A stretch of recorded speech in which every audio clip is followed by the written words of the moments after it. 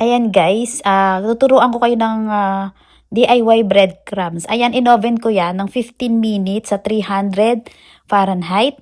So, ipapa-air dry ko muna. Then, ginupit-gupit ko. Gunting ang ginamit ko. Ginupit ko siya ng maliliit na pieces. Then, ibe-blender natin siya. So, ayan. Pinuno ko. So, ayaw umikot. Kaya binawasan ko 'yan. Kasi ano siya, parang na-stress yung ano ko, blender ko, ayaw umikot. So, binawasan ko siya ng half, sinaling ko siya. So, ayan, kinahalati ko siya. Then, i-blend natin siya ng pinong-pino.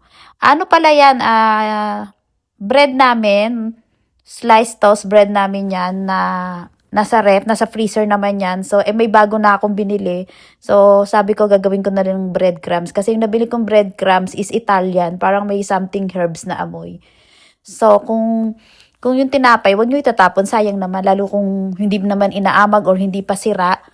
Yun, i-oven nyo ng 15 minutes sa 300 Fahrenheit. Then, i-air dry nyo. Mga 30 minutes lang. Then, gupit-gupitin nyo. Then, i-blender nyo. So, hindi na kayo bibili ng breadcrumbs. Yung breadcrumbs na pala yan, pwede nyo ilagay sa lalagyan. Ako sa Ziploc kasi lalagay ko siya sa rep.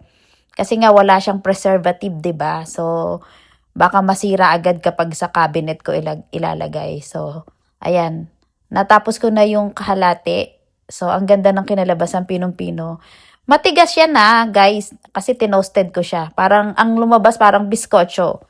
Pero, di naman kasing tigas ng biskotso kasi nagupit ko. Yung mga Pilipino dyan, alam niyo yung biskotso ba yon tawag doon. So, ayan, yun na yung second batch. Inikot-ikot ko yan hanggang sa mahilo siya.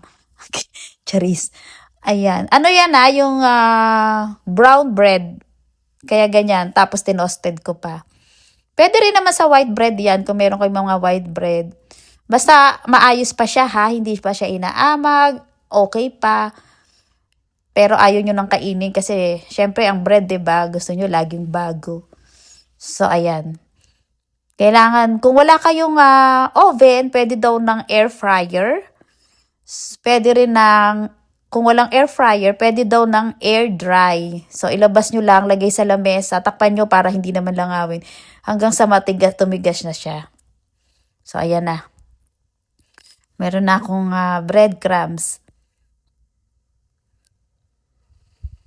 Hirap na hirap yung kamay ko dyan, guys. Ayan, sinaling ko na lang. Then, ilagay natin sa fridge. Hindi sa freezer ha. Sa fridge lang sa baba. Para meron kayong gamitin. Yan, lalagay ko lang siya sa box dyan. So, meron na tayong breadcrumbs, DIY. Gawa na, guys.